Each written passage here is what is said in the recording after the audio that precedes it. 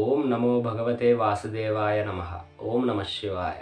Telugu spiritual journey YouTube ఛానల్కి స్వాగతం. మన భారతీయ సనాతన ధర్మంలో చాలా రహస్యమైన మార్గాలు ఉన్నాయి. అందులో ఒకటి అఘోర మార్గం, ప్రజలు భయపడే మార్గం.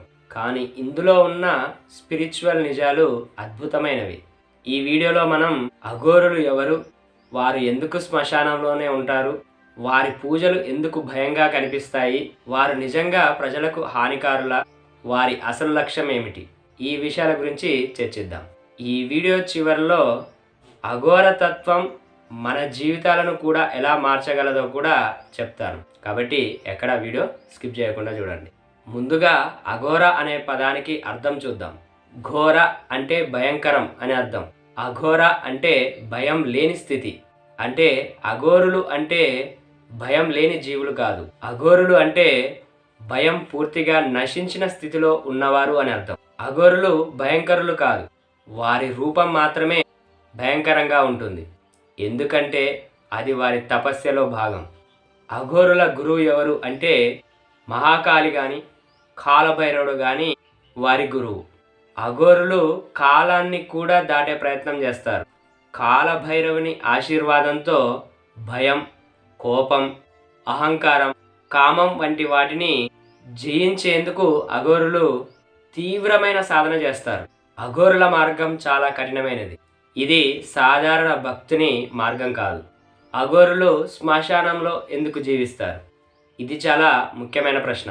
భారతీయ తంత్రశాస్త్రం ప్రకారం శివశక్తి అత్యంత బలంగా శ్మశానంలో ఉంటుంది. ఎందుకంటే అక్కడ మనిషి యొక్క అహంకారం, ఈగో, అటాచ్మెంట్స్ అన్నీ కూడా కుప్పకూలిపోతాయి. శ్మశానం అంటే అన్నీ తాత్కాలికమనేటువంటి బోధ పడుతుంది. శరీరం అనేది నశించిపోతుందనే నిజం తెలుస్తుంది. మనస్సు, భయం, అహంకారం ఇవన్నీ కూడా కరిగిపోతాయి. అఘోరుల యొక్క నమ్మకం ఏంటంటే భయం ఉన్నప్పుడు శివుడిని పొందలేం. అందుకే వారు భయాన్ని నేరుగా ఎదుర్కొని దాన్ని జయించే తీవ్రమైన సాధన చేస్తారు. అఘోరులు సాధారణంగా దుస్తులు చాలా తక్కువగా ఉపయోగిస్తారు. శరీరానికి శ్మశాన బూడిద పూసుకుంటారు. రుద్రాక్షలు, శివ తంత్రమాలలు ధరిస్తారు. రోజు చాలా గంటల పాటు మౌనంగా ఉంటారు. జపం, ధ్యానం, భైరవ తంత్రాలు చేస్తారు. వారి జీవితం భయంలో కాదు, తపస్సులో గడుస్తుంది. అఘోరులపై కొన్ని అపోహలు మనకున్నటువంటి సినిమా నాలెడ్జ్ ప్రకారం కానీ వేరే ఇతరత్ర కారణాల వలన కొన్ని అపోహలు ఉన్నాయి. వారు మంత్రాలు చేస్తారని, శాపాలు వేస్తారని. కానీ ఇవన్నీ కూడా అపోహ మాత్రమే. భారతీయ తంత్ర పుస్తకాల ప్రకారం అఘోరులు ఎవరికీ హాని చేయరు. వారి లక్ష్యం ఆత్మజ్ఞానం, మోక్షం. శ్మశానంలో కనిపించే కొన్ని సందర్భాలు వారి తీవ్ర సాధనలో భాగం కాబట్టి వాటిని సినిమాలు తప్పుగా చూపించడం జరిగింది. అఘోరుల అసలు తత్వం ఎంతో అందమైనది. లోకంలో ఉన్న మంచి, చెడు అన్నీ కూడా శివతత్వం, అన్నీ పరమశివుడే.